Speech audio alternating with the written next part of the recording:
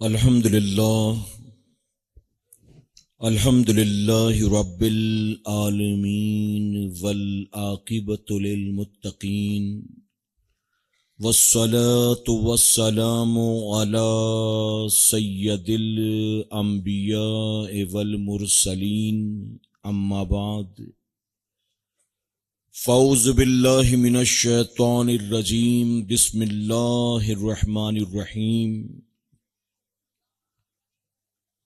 یا ایہا الذین آمنوا اتقوا اللہ وکونوا مع الصادقین صدق اللہ مولانا العلی العظیم۔ بادِ توحید کے متوالوں، شمع رسالت کے پروانوں، غوث و خواجہ و رضا کے چاہنے والوں، آئیے سب سے پہلے ہم اور آپ نہایت ہی ادب اور احترام کے ساتھ اپنے اور ساری کائنات کے مرکز عقیدت جناب محمد الرسول اللہ صلی اللہ تعالی علیہ وسلم کی بارگاہ بے کس پناہ میں جس طرح سے میں آپ کو پڑھاؤں، میرے ساتھ مل کر پورا مجمع بآواز بلند ہدیہ غلامی درود و سلام کے انداز میں پیش کر لیں۔ الصلاۃ والسلام علیک یا رسول اللہ، الصلاۃ والسلام علیک یا رسول اللہ۔ آپ حضرات بھی پڑھیں اور ایک ساتھ مل کر پڑھیں۔ الصلاۃ والسلام علیک یا حبیب اللہ، الصلاۃ والسلام علیک یا حبیب اللہ، الصلاۃ والسلام علیک یا نبی اللہ، الصلاۃ والسلام علیک یا نبی اللہ، وعلی آلک وعلی آلک واصحابک واصحابک یا نور اللہ یا نور اللہ، صلی اللہ تعالی علیہ وسلم۔ صلی اللہ تعالی علیہ وسلم۔ رب کعبہ کی بارگاہ میں دعا ہے، مولا اپنے حبیب صاحب لولاک صلی اللہ تعالی علیہ وسلم کے صدق و طفیل ہم تمام حاضرین اور سامعین کو تو خیر و عافیت کے ساتھ ماہ رجب، ماہ شعبان و ماہ رمضان المبارک نصیب فرما۔ ہمیں ان تمام برکت والے حرمت والے مہینوں کا احترام کرنے، اس کا حق ادا کرنے، اپنے آپ کو ہر طرح کے گناہوں سے بچانے اور خوب نیکیاں کر کے تجھے راضی کرنے کی توفیق عطا فرما۔ میرے کریم، آج کے اس اجتماع میں ہم جو کچھ بھی سنیں، جو کچھ بھی سیکھیں، ہمیں اس پر تمام عمر عمل کی، اور جن باتوں پر ہمارا عمل ہو اسے لوگوں میں عام کرنے کی توفیق نصیب فرما۔ غریب جائیں تو جائیں کہاں غریب نواز، غریب جائیں تو جائیں کہاں غریب نواز، وہیں تو جائیں گے ہوں گے جہاں غریب نواز۔ اور تمہارے در کی کرامت یہ بارہا دیکھی، تمہارے در کی کرامت یہ بارہا دیکھی، غریب آئے ہیں اور بن گئے غریب نواز۔ اور کسی نے بہت خوب کہا، ہمارے دین کی حقانیت کے یہ دونوں شاہد ہیں، ہمارے دین کی حقانیت کے یہ دونوں شاہد ہیں، معین الدین اجمیری، محی الدین جیلانی۔ میرے پیارے آقا علیہ الصلاۃ والتسلیم کے پیارے دیوانوں، اس وقت ہم اور آپ سرال کپا کی سرزمین پر جشن غریب نواز و اصلاح معاشرہ کانفرنس میں موجود ہیں۔ اللہ رب العزت کی بارگاہ میں دعا ہے کہ میرا کریم آج کی شب اس محفل پاک کے سجانے والوں کا سجانا اور ہمارا اور آپ کا یہاں آنا قبول فرمائے۔ میرے پیارے آقا علیہ الصلوۃ والتسلیم کے پیردیوانوں، آج کا یہ اجتماع میں بطور ایصال ثواب منسوب کرتا ہوں اپنے سراڑ کپا کے ساتھی مرحوم جمیل بھائی کو۔ اللہ تبارک تعالیٰ ان کی تمام محنتیں، کوششیں، ان کی تمام دینی خدمات کو قبول فرمائے اور میرا کریم دونوں جہاں میں انہیں اس کا بہتر اجر عطا فرمائے۔ میرے پیارے آقا علیہ الصلوۃ والتسلیم کے پیارے دیوانوں، اس وقت ہم اور آپ سردیوں کے موسم میں کھلے آسمان کے نیچے بیٹھے ہوئے ہیں، اور یقیناً ہمارا اور آپ کا اس وقت اس کھلے آسمان کے نیچے آ کر جمع ہونا اپنی ذات کے لیے نہیں ہے، کسی ذاتی اور دنیاوی مفاد کے لیے نہیں ہے، بلکہ ہمارا یہاں جمع ہونا صرف اور صرف اللہ اور اس کے رسول صلی اللہ علیہ وسلم کے ذکر پاک کے لیے ہے۔ میں پوری ذمہ داری کے ساتھ یہ بات کہتا ہوں کہ آپ کا 2-4 گھنٹے بیٹھنا نہیں، بلکہ اگر یہاں پر ایک لمحہ بیٹھنا بھی میرے کریم نے قبول کر لیا تو کل قیامت کے دن آپ کی زندگی کا وہی ایک لمحہ آپ کے لیے جنت میں جانے کی ضمانت بن جائے گا۔ یہ موقع زندگی میں بار بار آیا نہیں کرتے۔ اللہ رب العزت کا بے پناہ کرم اور احسان ہے کہ اس نے ہمیں اپنے گھروں سے نکل کر اس کھلے میدان میں اپنے ذکر پاک کی بابرکت محفل میں آنے کی توفیق عطا کی۔ میرے پیارے آقا علیہ الصلوۃ والتسلیم کے پیارے دیوانوں، ایک رپورٹ کے مطابق پوری دنیا میں ہر 24 گھنٹے کے اندر تقریباً 1,70,000 لوگ مرتے ہیں۔ ہر 24 گھنٹے میں پوری دنیا میں 1,70,000 انسانوں کی موتیں ہوتی ہیں۔ اس کو اگر پر آور کے اعتبار سے ڈیوائیڈ کیا جائے تو ہر گھنٹے تقریباً 7,600 لوگ مر رہے ہیں۔ اب آپ کیلکولیشن کریں کہ 7,600 لوگ ورلڈ وائڈ ہر ایک گھنٹے میں موت کے قریب ہو رہے ہیں، اور پوری دنیا میں تقریباً 1,70,000 لوگ ہر 24 گھنٹے میں مر رہے ہیں۔ ایسے میں اگر ہم کل بھی زندہ تھے، آج بھی زندہ ہیں، تو یقیناً اس میں ہمارا اپنا کوئی کمال نہیں ہے، بلکہ یہ صرف میرے رب کا کرم ہے۔ اگر سینے میں دل دھڑک رہا ہے، رگوں میں خون دوڑ رہا ہے، سانسیں خود بخود آ رہی ہیں، جا رہی ہیں، اگر رات سونے کے بعد صبح اٹھنے کا موقع مل جاتا ہے، تو اس میں ہمارا کوئی کمال نہیں ہے، بلکہ یہ سب میرے رب کا کرم ہے۔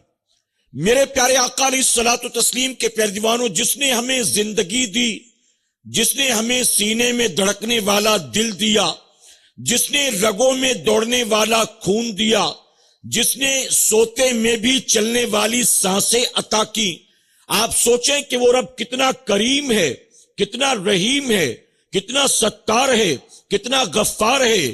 بلکہ میں کبھی کبھی یہاں تک کہتا ہوں، جن قوموں کو ان کے گناہوں کی وجہ سے عبرت کا نشان بنا دیا گیا، اور جن قوموں کو ان کے گناہوں اور اللہ اور اس کے رسول کی نافرمانیوں کی وجہ سے صفی ہستی سے مٹا دیا گیا، ان پر عذاب نازل کر دیا گیا، اگر آج ہم مسلم معاشرے کا جائزہ لیں تو پتہ چلے گا کہ آج مسلم معاشرے میں وہ تمام تر برائیاں اور وہ تمام تر گناہ پائے جاتے ہیں۔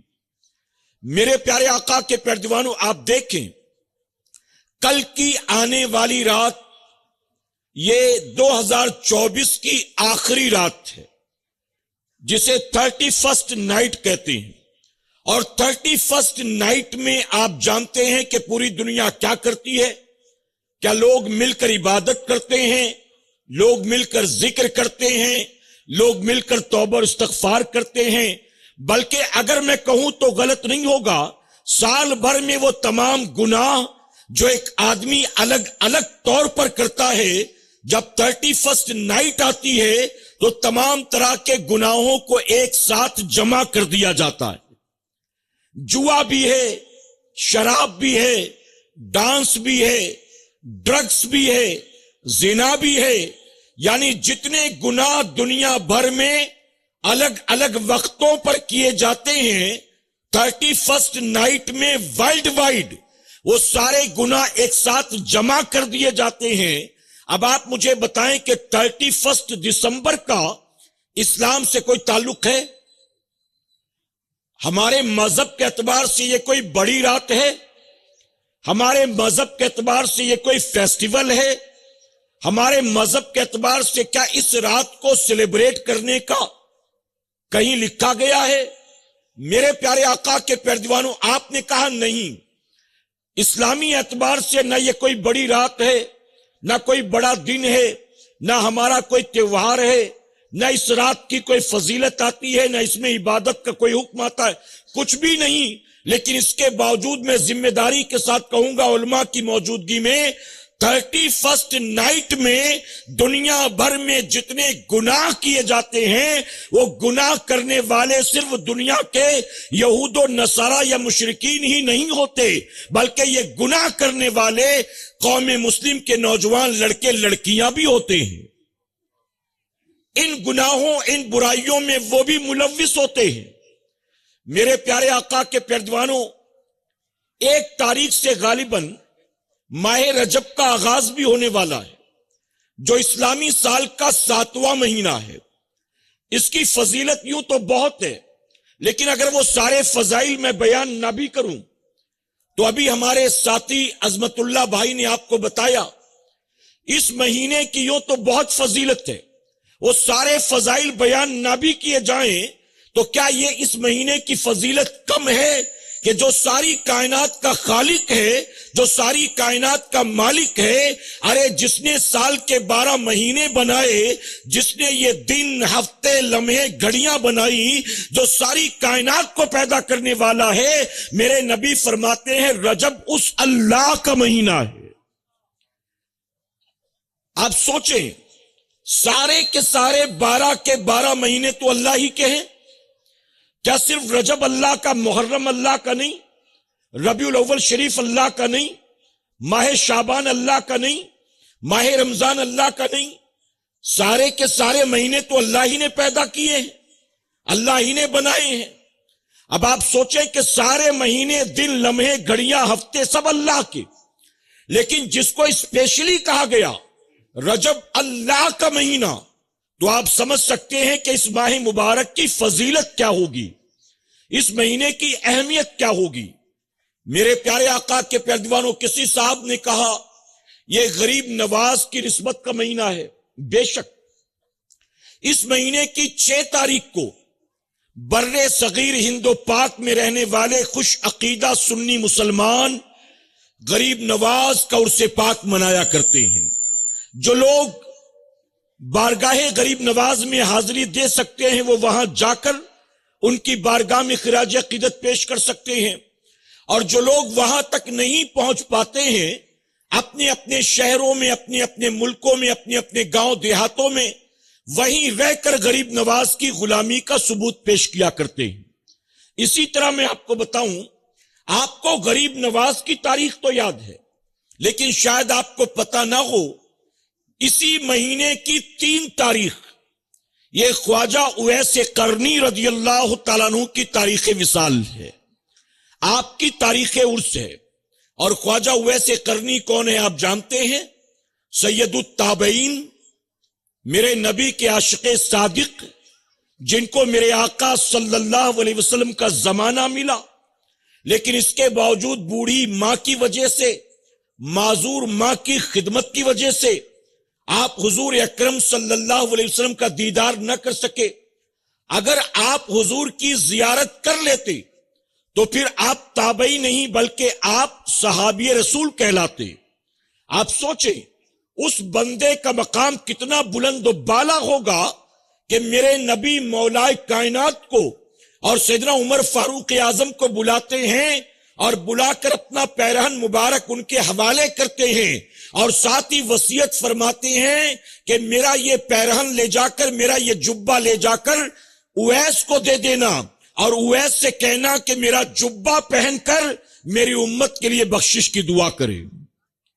محبت سے کہیں، ٹھنڈ زیادہ تو نہیں لگ رہی نا آپ کو؟ اگر لگ بھی رہی ہے تو تھوڑا سا برداشت کر لیں۔ میں منبر پر ہوں، ذمہ داری سے ایک بات کہتا ہوں، میرے رب کے خزانے میں کوئی کمی نہیں ہے۔ اگر یہ سردی آپ نے تھوڑی برداشت کر لی نا، یاد رکھنا سنیو، تھوڑی سی سردی اگر آپ نے برداشت کر لی نا، آج کی یہ سردی آپ کو قبر کی گرمی سے بچا لے گی انشاءاللہ۔ آج کی یہ سردی آپ کو محشر کی گرمی سے بچا لے گی انشاءاللہ۔ اس کی وجہ کہ کوئی ولیمہ اٹینڈ کرنے تو نہیں آئے، کسی کی منگنی میں، رشتہ داری میں، بزنس پرپس سے تو نہیں آئے، اللہ رسول کی رضا کے لیے آئے ہیں۔ اگرچہ ہمیں آپ کے چہرے نظر نہیں آتے، لیکن میرا مولا تو سب کو دیکھ رہا ہے نا، اور صرف دیکھ نہیں رہا بلکہ فرشتوں کی جماعت اتر چکی ہے۔ فرشتے نوٹ بھی کر رہے ہیں کتنے آئے تھے، کون کون آئے تھے، کہاں بیٹھے تھے، کتنے سننے والے تھے، کتنے بولنے والے تھے، بلکہ آپ کی ہر سانسیں بھی نوٹ کی جائیں گی، آپ کی ہر دھڑکن بھی نوٹ کی جائے گی۔ آپ نے جتنے قدم اپنے گھر سے لے کر اس اجتماع گاہ تک بڑھائے ہیں، آپ کے ہر قدم بھی نوٹ کیے جائیں گے میرے پیارے آقا کے پیروانوں، اور میرا کریم ہر قدم پر آپ کو ثواب دے گا، ہر سانس پر آپ کو ثواب دے گا، ہر دل کی دھڑکن پر اللہ آپ کو ثواب دے گا، اور جتنا سنو گے ثواب اس پر بھی ملے گا، اور جتنا سبحان اللہ کہو گے ثواب اس پر بھی ملے گا۔ کسی نے بہت خوب کہا، جہاں ذکر رسالت معاب ہوتا ہے، جہاں ذکر رسالت معاب ہوتا ہے، وہاں پہ سانس بھی لینا ثواب ہوتا ہے۔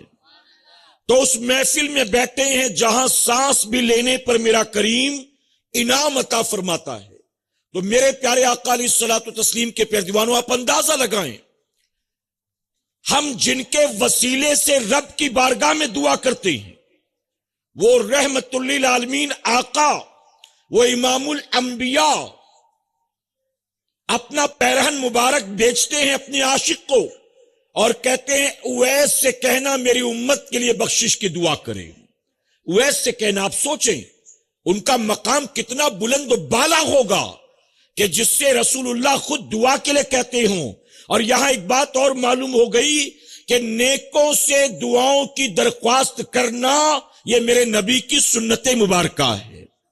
اگر آپ امام صاحب سے کہیں کہ حضرت دعا میں یاد رکھیے گا، مبلغ صاحب سے کہیں یا پیر صاحب سے کہیں کہ دعا میں یاد رکھیے گا، تو یہ دعا کی درخواست کرنا بھی میرے آقا کی سنت مبارکہ ہے۔ میرے پیارے آقا علیہ الصلوۃ والتسلیم کے پیروانوں، تو سیدنا اویس قرنی کی تاریخ وصال بھی ہے، اسی طرح امام جعفر صادق رضی اللہ تعالیٰ عنہ کی تاریخ وصال بھی ہے، مولا کائنات کی تاریخ ولادت بھی ہے، اسی طرح سے حضرت امیر معاویہ رضی اللہ تعالیٰ عنہ کی تاریخ وصال بھی آتی ہے۔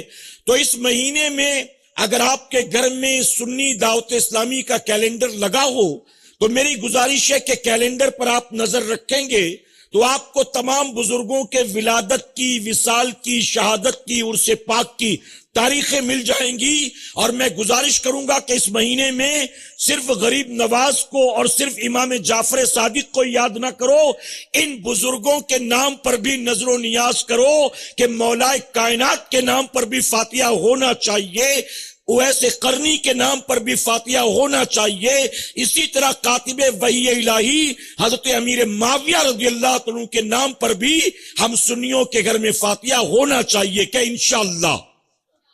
اس کی وجہ کہ یہ وہ اللہ والے ہیں کہ جن کی قربانیوں کی وجہ سے دین ہم تک پہنچا ہے۔ بتائیے ہے نا، ان کی قربانیوں کی وجہ سے میرے پیارے آقا کے پیروانوں، تو یہ بڑی بڑی تاریخیں آتی ہیں۔ حرمت والے 4 مہینے، 4 مہینے حرمت والے، یعنی 12 مہینوں میں 4 مہینے ایسے ہیں جو اللہ کے نزدیک حرمت والے، ان میں ایک ماہ رجب ہے۔ اور اس کے بعد جو 3 مہینے آتے ہیں وہ ایک ساتھ آتے ہیں، یہ الگ ہے۔ پھر اس کے بعد جو 3 آتے ہیں ترتیب وار، ذی القعدہ، ذی الحجہ اور محرم الحرام، یہ 4 حرمت والے۔ اب ان 4 مہینوں میں یعنی اللہ کے نزدیک 12 مہینوں میں یہ 4 مہینے بزرگی والی، ان 4 مہینوں میں اگر آپ اسپیشلی کچھ عبادت کر سکیں، تلاوت کر سکیں، صدقہ خیرات کر سکیں، نوافل کی کثرت کر سکیں تو بہت اچھا، اور اگر آپ یہ سب نہ کر سکیں تو کم سے کم میری درخواست اتنی تو ضرور ہے، اگر ان 4 حرمت والے مہینوں میں آپ ایکسٹرا عبادت نہ کر سکیں تو کم سے کم یہ تو طے ہی کر لیں کہ ان مہینوں میں اپنے آپ کو گناہوں سے ضرور بچائیں گے، کہ انشاءاللہ ان مہینوں میں اپنے آپ کو گناہوں سے ضرور بچائیں گے۔ کوئی بھی فلم ریلیز ہو، ہمارا اس سے کوئی لینا دینا نہیں، فلم کتنی بھی ہٹ ہو، گانے کتنے بھی لوگوں کو پسند آتے ہوں، اس کے ریویوز کتنے ہی پازیٹیو کیوں نہ آتے ہوں، بڑے بڑے یوٹیوبرز اس کی تعریف کرتے ہوں، لیکن بتائیے کیا ہمارا ان چیزوں سے کوئی تعلق ہے؟ میرے پیارے آقا کے پیروانوں، عبادت کر سکو تو الحمدللہ، نہیں کر سکو تو کم سے کم یہ تو طے کر لو کہ گناہ سے بچیں گے، کہ انشاءاللہ۔ اور یاد رکھنا سنیوں، اللہ رحیم ہے، کریم ہے، ستار ہے، غفار ہے۔ اگر اللہ کسی بندے کو بخشنا چاہے تو جس نے زندگی میں کبھی بھی اللہ کا سجدہ نہ کیا ہو، اللہ قیامت کے دن اس بندے کو بھی بے حساب کتاب جنت میں داخل کر دے۔ لیکن یہ بھی یاد رکھنا، وہی اللہ قہار بھی ہے، وہی اللہ جبار بھی ہے۔ فرمایا کہ اللہ اگر قیامت میں کسی بندے کو پکڑنے پر آ جائے تو اس نے پوری زندگی تہجد میں گزاری ہو، چاشت اشراق اوابین کا پابند رہا ہو، اس نے زکوٰۃ کے ساتھ خوب صدقہ خیرات بھی کیا ہو، اس نے کئی حج کر رکھے ہو، ہر سال کئی عمرہ کرتا ہو، اس کے باوجود اگر اللہ پکڑ کرنے پر آ جائے تو قیامت میں اپنے بندے کی پکڑ کر لے، اور اللہ کسی بندے کی پکڑ کر لے تو اللہ کی پکڑ سے کیا اسے کوئی بچا سکتا ہے؟ آپ جانتے ہو، یہاں 2 مثالیں دیتا ہوں۔ بخاری شریف کی حدیث مبارکہ، ایک ناچنے والی عورت، رقاصہ، ناچتی گاتی، میرے نبی نے فرمایا ایک مرتبہ کہیں چلی جا رہی، شاید کسی دولت مند کی محفل میں ناچنے گانے جا رہی ہوگی، راستے میں نظر پڑی ایک کتا زمین پر پڑا تڑپ رہا، قریب گئی دیکھا تو اس بات کا احساس ہوا کہ کتا پیاس کی وجہ سے تڑپ رہا، آنکھیں پلٹ چکی ہیں، حلق سوکھ کر کانٹا، زبان باہر آ چکی، دل کی دھڑکنیں تھمنے والی، چلتی سانسیں رکنے والی۔ اس ناچنے والی عورت نے جب دیکھا تو سمجھ گئی کہ یہ پیاس کی وجہ سے مر رہا۔ اب اس نے سوچا اگر اس کو پانی پلا دوں تو مرنے سے بچ جائے، دوڑی، دائیں بھاگی، بائیں بھاگی کہ کہیں تو پانی مل جائے۔ کچھ دوری پر ایک کنواں نظر آیا، بھاگتی ہوئی کنویں پر پہنچی، اندر جھانک کر دیکھا تو پانی موجود تھا، لیکن کنویں کے اوپر کوئی ڈول نہیں، رسی، برتن نہیں۔ اب پانی نکالے تو نکالے کیسے؟ ایک طرف پیاسا، ایک طرف پانی، اب اسے کیسے پانی پلائے؟ اللہ نے اس کے ذہن کو کھول دیا، اس کے جسم کے اوپر جو دوپٹہ تھا، اپنے دوپٹے کو نکالا، کنویں کے منڈیر پر لیٹ گئی اور اپنے دوپٹے کو پانی کے اندر لٹکایا۔ اے مسلمانوں، دوپٹہ تو آج سے پہلے بھی سینکڑوں بار نکالا تھا، لیکن جب بھی نکالا تو نام اعمال میں گناہ لکھوائے تھے، جب بھی نکالا تھا تو لوگوں کی خاطر نکالا تھا، جب نکالا تھا تو دولت مندوں کو جسم کی نمائش کے لیے نکالا تھا۔ آج پہلی بار کتے کو پانی پلانے کے لیے اپنے بدن سے دوپٹے کو نکالتی ہے، کنویں کے منڈیر پر لیٹ گئی، اب پانی کے اندر دوپٹے کو لٹکاتی ہے۔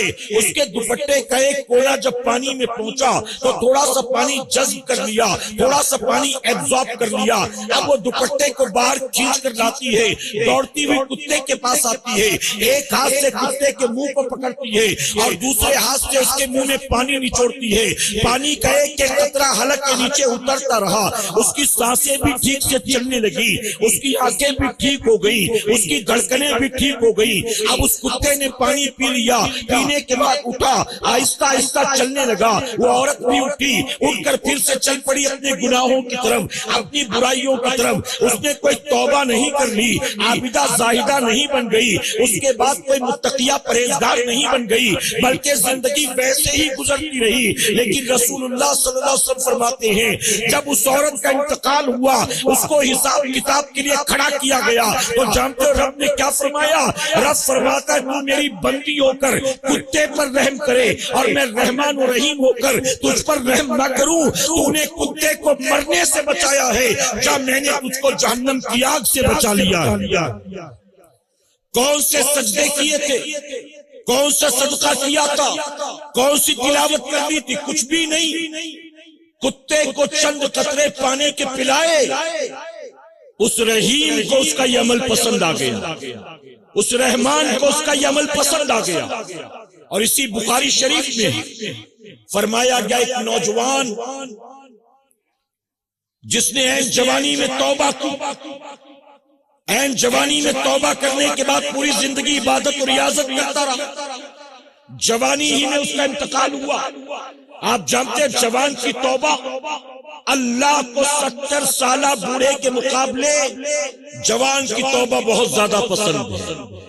فرمایا کہ جب جوان توبہ کرتا ہے تو مشرق سے لے کر مغرب تک جن جن قبروں پر عذاب ہو رہا ہوتا ہے، نوجوان کی توبہ کی برکت سے اللہ قبر والوں کے عذاب کو اٹھا لیتا ہے۔ اس نے عین جوانی میں توبہ کی، عبادت اور ریاضت کرتا رہا، جوانی میں انتقال ہوا۔ کسی دیکھنے والے اللہ والے نے خواب میں دیکھا، دیکھ کر پوچھا اللہ نے تیرے بارے میں کیا فیصلہ کیا؟ تو جانتے ہو کیا جواب دیتا ہے؟ جواب دیتا ہے مجھے جنت میں جانے نہیں دیا گیا، مجھ کو جنت میں جانے سے روک دیا گیا۔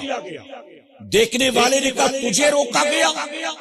تو نے جوانی میں توبہ کی، زندگی بھر عبادت کرتا رہا، تجھے جنت میں جانے سے کیوں منع کر دیا گیا؟ تو جانتے وہ کیا کہتا ہے؟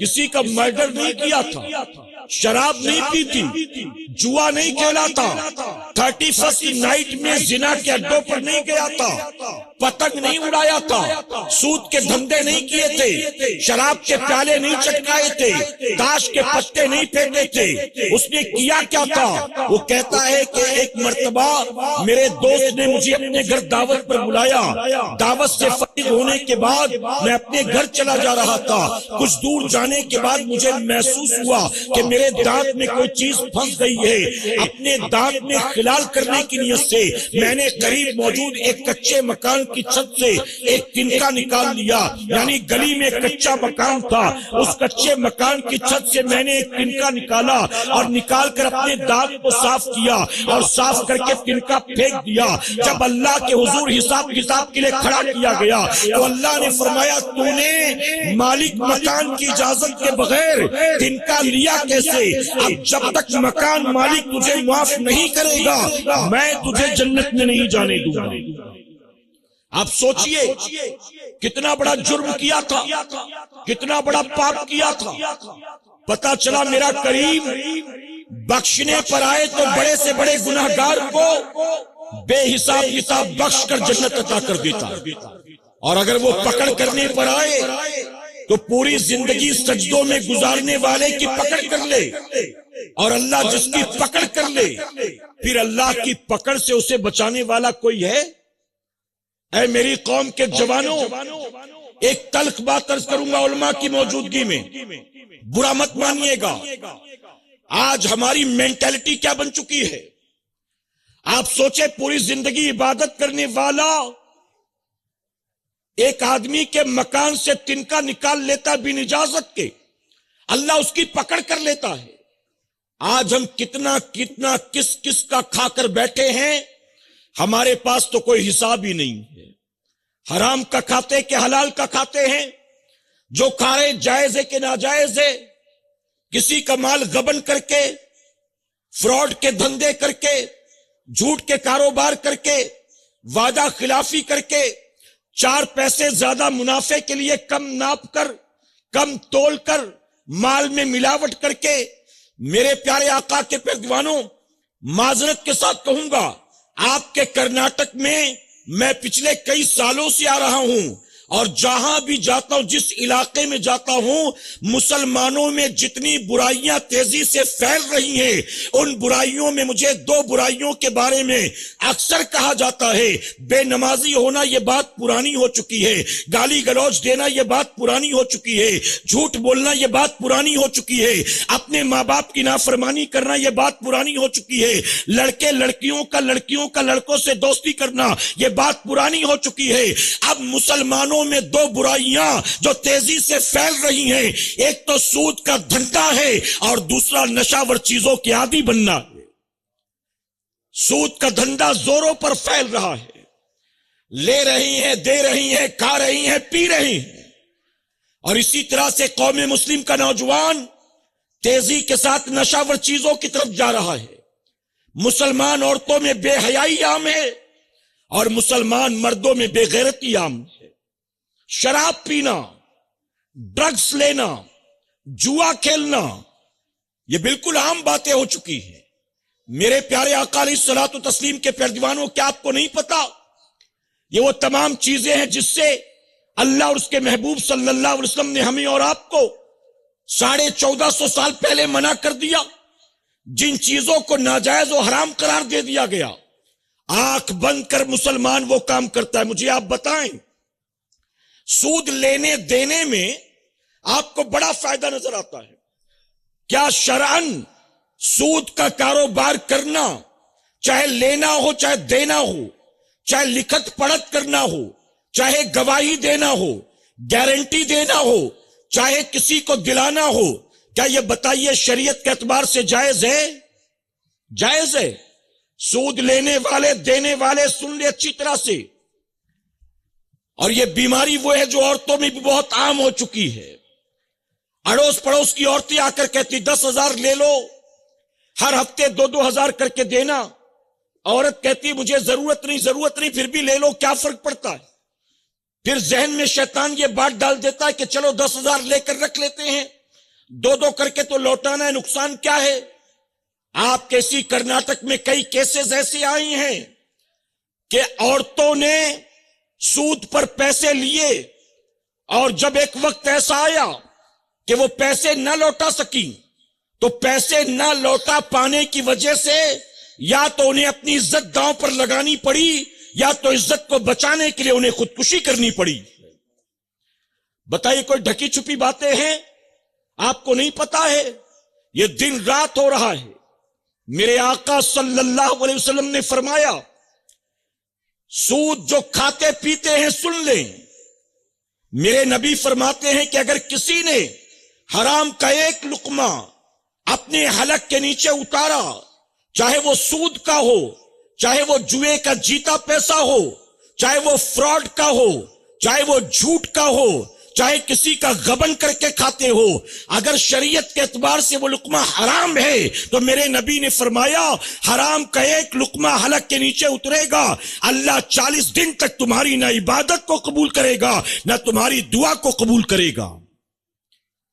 اس کے بعد ہاتھ اٹھا کر جمعہ میں دعا کرنا، اے اللہ فلسطین کے مسلمانوں پر رحم کر، اے اللہ غزہ کے مسلمانوں پر رحم کر، اے اللہ یمن و سیریا کے مسلمانوں پر رحم کر۔ جب پیٹ حرام لقموں سے بھر رکھا ہے، اللہ کیا ایسی دعائیں قبول فرمائے گا؟ میرے نبی نے 1450 سال پہلے فرمایا، ایک آدمی طویل سفر طے کر کے حرم میں داخل ہوا، خانہ کعبہ کے قریب گیا، خانہ کعبہ کی دیواروں سے لپٹ کر اللہ کی بارگاہ میں روتا ہے، گڑ گڑاتا ہے، دعائیں کرتا ہے۔ اے میرے صحابہ بتاؤ اللہ اس کی دعا قبول کرے گا کہ نہیں قبول کرے گا؟ صحابہ اکرام عرض کرتے یا رسول اللہ صلی اللہ علیہ وسلم، اس نے سفر کی صعوبتیں برداشت کی، حرم میں داخل ہوا، خانہ کعبہ کی دیوار سے لپٹ کر دعا کرتا ہے، رو رو کر دعا کرتا ہے، اس کی دعا بھلا قبول کیوں نہیں ہوگی؟ آقا فرماتے ہیں اس کی دعا اللہ ہرگز قبول نہیں فرمائے گا۔ صحابہ حیران رہ گئے، ایسے آدمی کی بھی دعا قبول نہیں ہوگی، آخر وجہ کیا ہے؟ تو میرے نبی فرماتے ہیں اس کے جسم کے اوپر حرام کی کمائی کا لباس ہوگا اور اس کے پیٹ کے اندر حرام کی کمائی کا لقمہ ہوگا۔ ہوگا وہ دعا کرتے کرتے اس کے ہاتھ ٹوٹ بھی جائیں، حرام کھانے پینے والے کی دعا کو اللہ کبھی قبول نہیں فرماتا ہے۔ اور یہ بھی سن لو، آپ یہ سوچیں گے میری دعا قبول نہیں ہو رہی، چلو پیر صاحب سے کروا لیں، چلو مولانا صاحب سے، امام صاحب سے کروا لیں، فلاں سید صاحب آئے ان سے دعا کروا لیں۔ تو یہ بھی سن لو، اگر آپ کے پیر صاحب، آپ کی مسجد کے امام صاحب، اگر کوئی بڑا سے بڑا عالم دین بھی آپ کے حق میں دعا کرے تو آپ کے حق میں اس کی دعا بھی قبول نہیں ہوگی۔ میرے نبی نے 1450 سال پہلے فرما دیا، بے نمازیوں کے حق میں اللہ نمازی کی دعا کو قبول نہیں کرتا ہے۔ اگر شرابی ہے، سود خور ہے، جواری ہے، زانی ہے، اور یہ سوچے کہ میری دعا قبول نہیں ہو رہی ہے، امام صاحب دعا کریں گے میرا بیڑا پار ہو جائے گا، پیر صاحب دعا کریں گے میں تو سیدھے جنت میں چلا جاؤں گا، بہت بڑی غلط فہمی ہے۔ بے نمازی کے حق میں اللہ نمازی کی دعا بھی قبول نہیں فرماتا۔ سود کا کاروبار کرنے والے سنیں، میرے نبی نے فرمایا کہ جو سود کا لین دین کاروبار کرتے ہیں اس میں گناہوں کے 70 درجے ہیں، اور 70 میں میرے نبی نے فرمایا جو سود لیتے دیتے کھاتے پیتے ہیں گناہوں کے 70 درجے، اور 70 میں سب سے آخری درجہ یہ ہے کہ وہ اپنی ماں کے ساتھ زنا کرتا ہے۔ اب بتائیے سب سے آخری درجہ یہ کہ ماں کے ساتھ زنا، تو اس سے بڑھ کر باقی جو ہوں گے وہ کیا ہوں گے؟ لیکن 4 پیسے کے فائدے کے چکر میں میرے پیارے آقا علیہ الصلوۃ والتسلیم کے پیروانوں، میرا یہ جملہ زندگی بھر یاد رکھنا، اللہ اور اس کے رسول صلی اللہ علیہ وسلم نے اگر کسی چیز کو ناجائز و حرام قرار دے دیا ہے تو شیطان اگرچہ کتنا فائدہ دکھاتا ہو، حرام کردہ چیزوں میں سوائے نقصان کے کبھی فائدہ نہیں ہو سکتا۔ اگر اس میں کوئی فائدے کا پہلو ہوتا تو کیا اللہ نے مسلمان کو فائدے سے روکا ہوتا؟ کیا رسول اللہ نے اپنی امت کو فائدے سے روکا ہوتا؟ کیا اللہ رسول چاہتے ہیں کہ مسلمانوں کو فائدہ نہ ہو؟ اگر کسی چیز سے کہہ دیا گیا حرام تو اس میں سوائے گناہ کے، اس میں سوائے نقصان کے کبھی فائدہ نہیں ہو سکتا۔ اسے زندگی بھر یاد رکھیے گا۔ آپ کی توجہ ہے نا میری طرف؟ میرے پیارے آقا علیہ الصلوۃ والتسلیم کے پیروانوں، آنے والا مہینہ حرمت والا ہے، برکت والا ہے، بڑے بڑے بزرگوں کے عرص پاک کی نسبت والا ہے۔ ہمیں اس ماہ مبارک کا احترام کرنا ہے، ہمیں اس ماہ مبارک میں اپنے آپ کو ہر طرح کے گناہوں سے بچانا ہے، ہمیں اس ماہ مبارک میں زیادہ سے زیادہ رب رسول کی رضا والے کام کرنے ہیں۔ کہ انشاءاللہ میں نے اکثر مسلم علاقوں میں دیکھا، چاہے میں ممبئی کی بات کروں چاہے آپ کے علاقے کی، جہاں مسلمانوں کی میجورٹی رہتی ہے وہاں پر سونار کی دکانیں میں نے زیادہ دیکھی۔ میں نے سوچا مسلمان جیسے تیسے غربت میں گزارا کر رہا ہے، مہنگائی ہے، ریسیشن ہے، جابس جا رہی ہیں، کاروبار پہلے جیسے نہیں رہے، اور مسلمانوں کے محلے میں سونار کی دکانیں کھل رہی ہیں۔ کیا مسلم علاقے میں ان کا سونا اتنا بکتا ہے، ان کی جویلری اتنی بکتی ہے کہ روزانہ لوگ آتے ہیں خریدتے ہیں، اسی لیے وہ یہاں پر یا تو خرید رہے ہیں یا تو کرائے پر دکان کھول رہے ہیں؟ کیا وجہ؟ جب میں نے جویلری شاپ والے سے پوچھا، سونار سے پوچھا کہ آپ جو اتنی مہنگی دکان لے کر، اتنا ڈیکوریشن کر کے، اتنا گولڈ لے کر بیٹھے ہیں، آپ کا بزنس یہاں اچھا چلتا ہے؟ مسلمان روزانہ خریدی کرتے ہیں جویلری کی؟ تو اس نے جواب دیا نہیں ایسا نہیں ہے، مسلمان روزانہ زیور خریدنے نہیں آتے، خرید و فروخت سے اتنا منافع نہیں ہوتا۔ ہمارے یہاں روزانہ مسلمان اپنے زیور گروی رکھنے کے لیے آتے ہیں، اور ہمارا اصل دھندا وہی ہے۔ یہ جو اپنے زیورات گروی رکھتے ہیں نا، اسی سے ہمارا مینٹیننس نکلتا ہے، اسی سے ہمارا پروفٹ نکلتا ہے، اسی سے ہمارا کاروبار چلتا ہے۔ تو جویلری بیچنے کے لیے ہم نے دکان نہیں کھولا، آپ کے گھروں کی جویلری گروی رکھنے کے لیے ہم نے دکان کھولا ہے۔ 2 لاکھ کا زیور رکھ جاؤ، 1 لاکھ، 1.25 لاکھ، 1.5 لاکھ لے جاؤ، اور اس کے بعد وہ 1.5 لاکھ ویسے کا ویسے رہے گا، سود بڑھتے جاؤ بڑھتے جاؤ بڑھتے جاؤ۔ میں خود کئی لوگوں کو جانتا ہوں جنہوں نے 1.5 لاکھ روپے گروی رکھ کر اٹھائے، اس کے بدلے 3 لاکھ بھر چکے، پھر بھی وہ 1.5 لاکھ گروی کے ویسے ہی ہیں۔ پھر وہ ہم جیسوں کے پاس آتے ہیں کہ حضرت تھوڑی مدد کر دیں، زیور چھڑانا ہے، حضرت تھوڑی مدد کر دیں، بیٹی کی شادی کی نیت سے ہم نے بنایا تھا لیکن گھر بنوانے کے لیے گروی رکھ دیا، اب چھڑانے کا انتظام نہیں ہو رہا ہے۔ ہم نے کہا پہلے مدد کے لیے آ جاتے تو شاید یہ نوبت نہ آتی، کب تو 10 15 20 ہزار میں شاید آپ کا کام ہو جاتا، لیکن آپ نے اپنی معمولی ضرورت کے تحت ہاتھ پھیلایا اور وہ کام کیا جس سے اللہ رسول نے منع کیا تھا۔ نتیجہ کیا ہوا؟ 1.5 کے بدلے 3 بھر چکے اور اینڈ آف دا ڈے زیور بھی ہاتھ سے نکل جائے گا۔ بتائیے ہو رہا ہے کہ نہیں ہو رہا ہے؟ اور یہ عام باتیں ہیں میرے پیارے آقا کے پیروانوں۔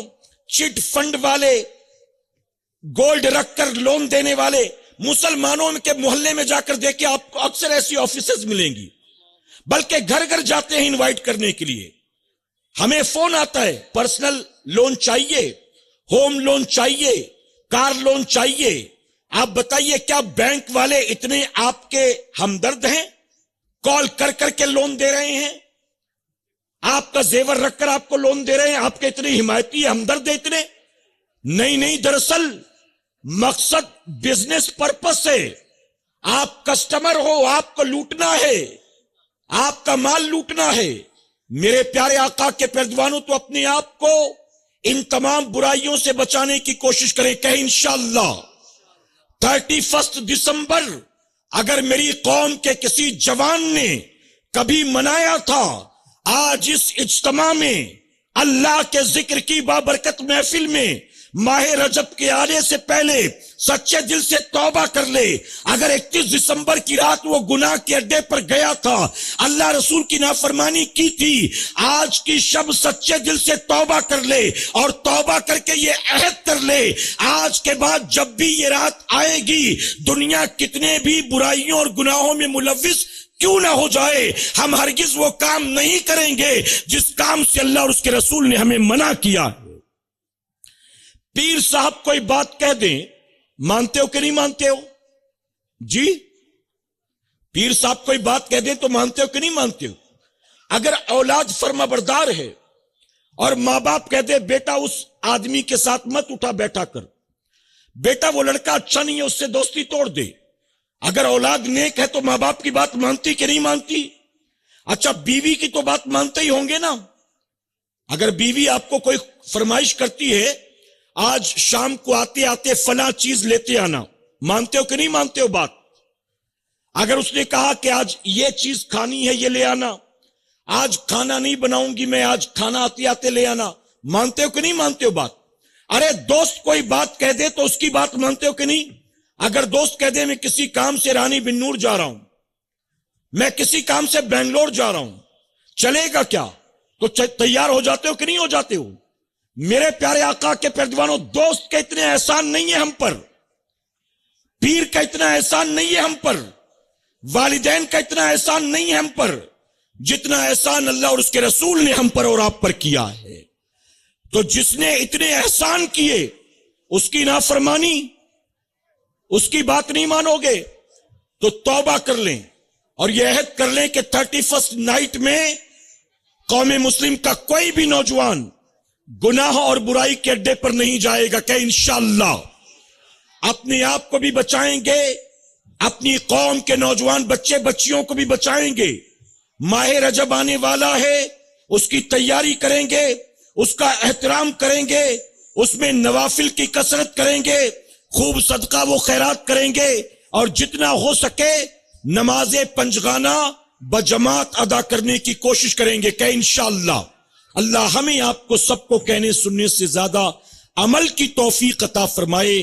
درمیان گفتگو مجھ سے جانے انجانے میں کوئی غلطی خامی رہ گئی، آپ سب کو گواہ بنا کر سچے دل سے توبہ کرتا ہوں، رب میری توبہ قبول فرمائے اور ہماری اس محفل پاک کو میرا کریم قیامت میں ہم سب کے لیے، ہمارے والدین کے لیے اور بالخصوص ہمارے مرحوم ساتھی جمیل بھائی کے لیے بخشش اور نجات کا سبب بنائے۔ وما علینا الا البلاغ۔ السلام علیکم۔